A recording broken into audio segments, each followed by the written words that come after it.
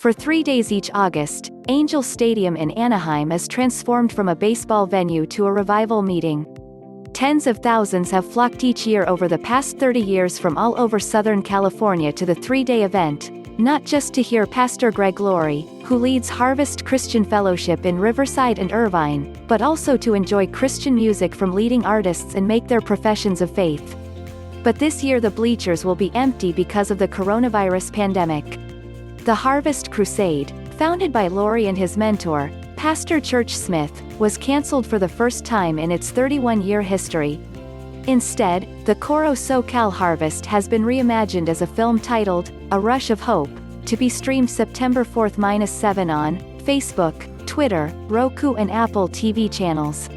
Created in collaboration with the Erwin Brothers Kingdom Story Co., the movie will weave in Laurie's messages of hope, faith and racial reconciliation with scenes from faith-based films that reinforce those themes, such as I Can Only Imagine, I Still Believe, and Woodlawn. Laurie said he began to think about presenting the Harvest Crusade in a different format as early as March, when it became apparent that large venues were not going to open anytime soon. There are big expenses associated with organizing this event and we simply didn't want to spend the money needlessly, he said. That's when I decided I would design the entire event for the screen. Once churches were shuttered under Governor Gavin Newsom's stay-at-home orders, Harvest closed its doors and went online. But, Laurie said even he didn't anticipate the phenomenal response to the church's online programming. It went from 10,000 online viewers each Sunday to 300,000.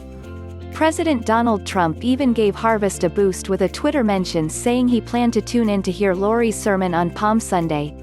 I figured if our services could work so well online, this film could be effective, too, he said.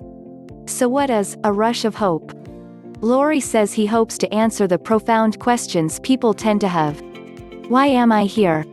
What is the meaning of my life? What happens after I die?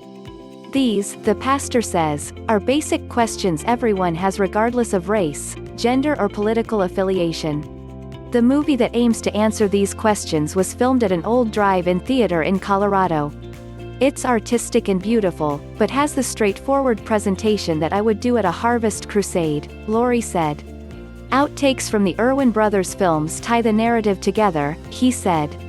Woodlawn, capturing racial tension in Alabama in the 1970s, tells the story of how a football team was racially divided.